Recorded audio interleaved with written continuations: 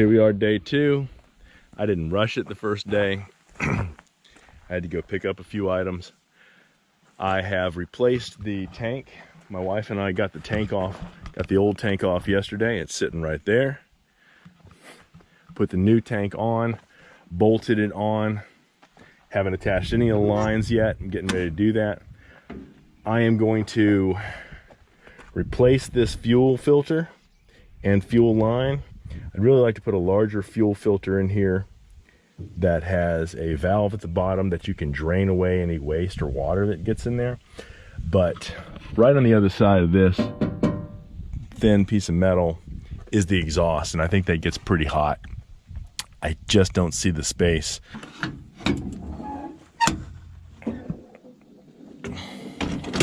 All right. Now, your fuel line comes in here to this filter, but the actual flexible fuel line comes down along the side, comes up, and it's underneath of this piece right here is where it goes. There is a banjo bolt that holds it on, and inside that banjo bolt is a little about 1.5 to 2 inch plastic screen. In the past, I've had debris in that screen, and that's why I have that little disposable automotive filter along in line, was to keep the debris from reaching that point. Because when that happened, I had a lot of problems with the motor. Wouldn't run, and it just kept on dying off. I got to give a shout out to Eddie Walker, who on Tractor by Net was able to tell me what the problem was, because nobody else could tell me. I called the Komatsu place. I talked to the people I bought it from. I talked to everybody I could talk to, and nobody had any idea. Eddie Walker, again, thank you for your help. That got me running. That was 3 years ago, and it's been basically the same problem we've been chasing.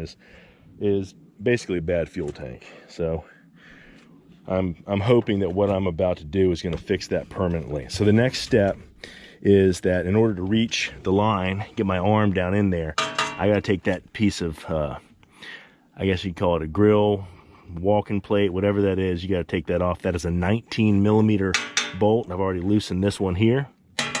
That's a 19mm. I'm going to take the other two off, pull this tray up, get it out of the way, and then I'll be able to reach down there and try and access that bolt that's holding that flexible fuel line on, because I'm going to replace everything, all the feed from that, where that flexible fuel line gets into the injectors and into the pump, all the way back to the tank.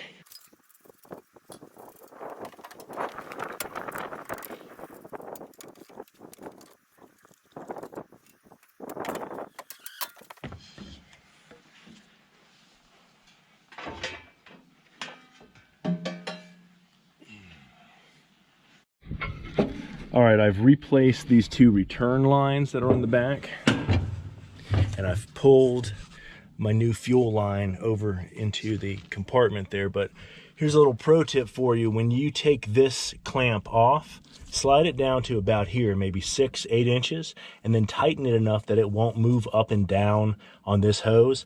Otherwise, it's going to shoot down the hose and get down below where you can reach it, and then you're going to have to get a stick or something and slowly push it out and fish it out, and that's kind of a pain. So I was able to reuse those two return hoses.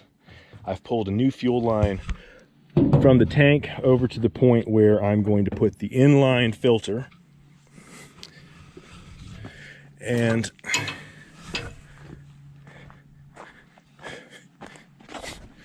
so I've pulled the new fuel line. What I did was duct tape it to the end of the line that was in there. I've already fastened that new fuel line on, so it's attached to the tank. This one is going to get one of these inline filters put on it, and I'm on my way to, I'm getting ready to pull this off the other side where that banjo bolt fastens it onto the bottom of the fuel pump. But you can see that line right there. That's the line that comes from the top of that little inline filter that I put in. Originally, the fuel line came underneath the motor up to here, and I took that line out and replaced it a couple years ago when I put in that inline filter. That was before I had problems with bacteria slime, which happened this year, and then the degradation of the coating that was put on this tank last year. That epoxy coating started delaminating from the inside of the tank, and little bits and pieces of it are breaking off and getting into the fuel system, so that had to go. So that's the whole point of replacing the tank for me. But that line comes over here, it comes up and it attaches. You see this manual pump. This is the priming pump that you use every time if you've run out of fuel, or if you have to do something to disconnect the lines, you use that priming pump. If you replace your fuel filter, you want to put some diesel in that fuel filter, spin it back on, and then you're going to come over here, open this priming pump and pump it until you see the diesel start to show up here on the edge of that pipe that it's attached to. Then you refasten it. But what I'm trying to do right here is get to this line right in there. I hope that it shows up on camera. There is, on the underside of it, there is a 19mm bolt that fastens it to the bottom of this fuel pump. Inside that bolt is one of those long, there's a banjo bolt with a long housing. There's about a 2-inch plastic filter that goes in there, and that plastic filter is what is basically your last line of defense for grit and particulates coming in here before you get into pumping stuff up into your main fuel filter. So what I'm going to do, I'm going to turn this off and then turn it on upside down so I can stick the camera in here. All right, so I am upside down here. Basically, look where that fuel line comes in. Right here on the back side of it is a 19mm bolt. It's very difficult to get to that bolt. Basically, you got a couple options. If you can, you're going to have to remove this grate because you're just not going to be able to get your arms down in there. You might want to take this off. This is basically your throttle. This attaches the throttle to the engine. So make sure you don't lose any of the screws right here. I'm going to try to do it without. I don't see a way to show the camera as I'm in here struggling with this thing. It's on there as tight as it could be. I think I broke it loose. Hopefully I didn't break anything in the process. I'm shredding this glove that I'm wearing.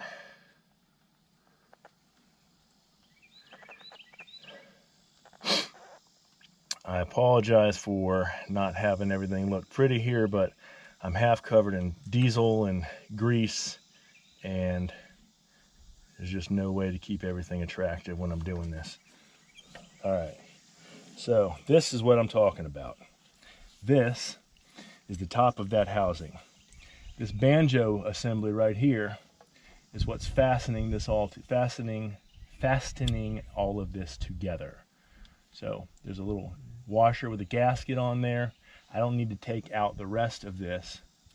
I need to take this out and check it. This unscrews. This is what I'm talking about. Yeah, I've shredded my glove. This is what I'm talking about here. This plastic thing, you can see I've got some crap on it, some grit in there. This needs to come out. Do not lose it. I'm sure you could get another one if you could figure out what it's called, because nobody ever even knew that it was there until one person on the internet told me what to look for, and God bless them. Don't lose your little sealing washer there. It's a copper washer, and that's got some kind of sealant on it that the company that I went to do the maintenance put on there. Now, I'm checking out here to see if I need to replace that line. I don't see a lot of grit in here. I'm looking at using the sun to look inside this thing. You can see it's hollow. It's got a hole that goes through it. It's hollow. That piece fits down in there and filters the fuel as it comes through. Basically just to make sure that any particulates and grit that are on here don't work their way into your injectors and into your fuel system. And what you got here is just some and this is really, it's not, this is just crap. It's slime. Like I feel one small hard spot, like maybe some rust. That looks like some rust, but the rest of it is just kind of like just slime, just garbage that was in the fuel. So I'm gonna clean this, and then I'm gonna come back and reinsert it. Let me turn the camera off here. All right, I'm back. I took my opportunity to put on a fresh rubber glove. This is what it should look like, this little screen, after it's been cleaned. All right. Now I've gone ahead and I've changed the line. I probably could have just used the line that was there. I was quite tempted to not even replace the line that came from the tank, but I'm doing all this. I might as well do everything. I've got the hose put on here, tighten this down until it's pretty much, till the clamp is just about flush with the outside diameter of here, so I know it's nice and snug. It's not crushing this brass fitting. What I need to do with this piece, also you got to make sure you got your washer put back on here. So I'm good to go as far as that goes. And I need to take this, slide it in, and it's just threaded on the end here, and that screws right into the end of this bolt. You want to get that in there nice and snug. You don't have to go crazy and torque it down because it'll break. All right. Then you get back down in here. The biggest problem is catching the right angle because it's not straight up and down, it's at an angle.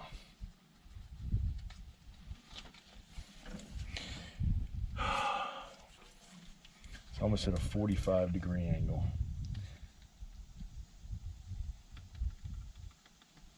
And you can see, I just broke that damn thing right there. So I'm gonna have to figure out what that's called. It fits down in here fine still, but I'm gonna have to figure out what that piece is called and get a new one.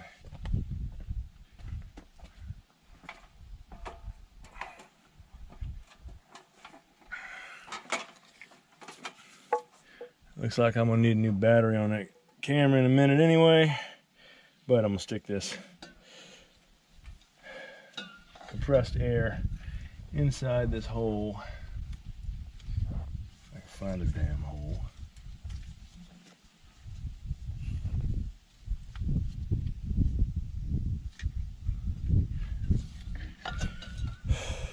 Come on.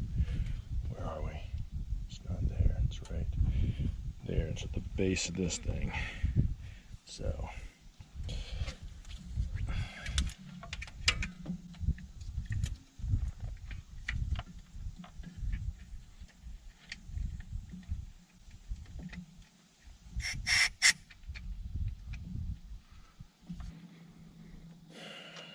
Okay.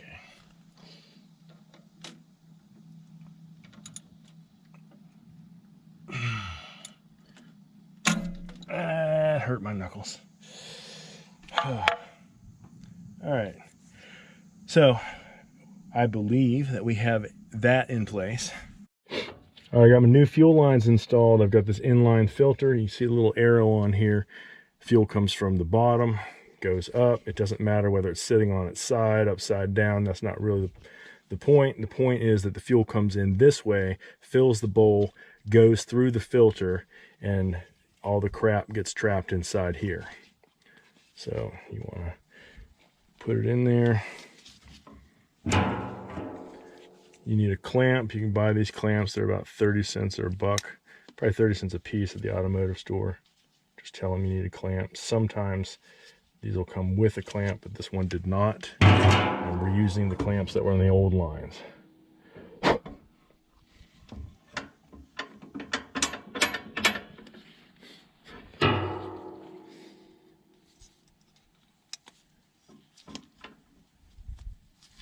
You want to make sure you get it above the little hump of plastic so that it grabs hold and holds the hose onto the filter. So you want it inside of that little hump of plastic. And now I'm just tucking these lines in here. I've got a little extra play in here in case I come up with a way to hang a filter. I'm trying to think of a way, maybe I could tap one into here, into that spot right here. That's about 1/8 of an inch, 1/8 steel.